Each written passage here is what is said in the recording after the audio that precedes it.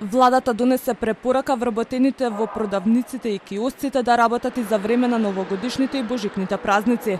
Гласен текстилец побара да ја повлечат оваа како што велат катастрофална одлука. Препораката е донесена на барање на трговците, а работниците ќе бидат платени согласно закон, тврди премиерот Димитар Ковачевски.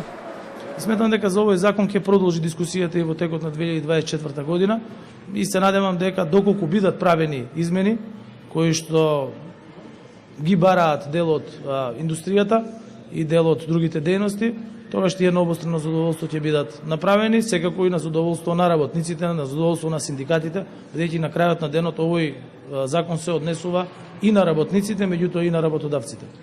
Владата веднаш да ја промени препораката која им дава ветер во грб на работодавачите да ги кршат законите и работничките права, велот од Гласен текстилец.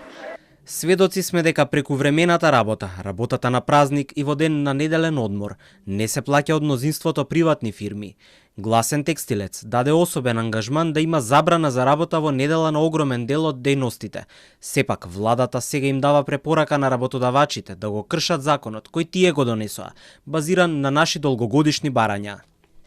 Владата на вчерашната седница донесе одлука со која се препорачува продавниците, киосците и штандовите во малопродажба да работат за време на престојните новогодишни и божикни празници.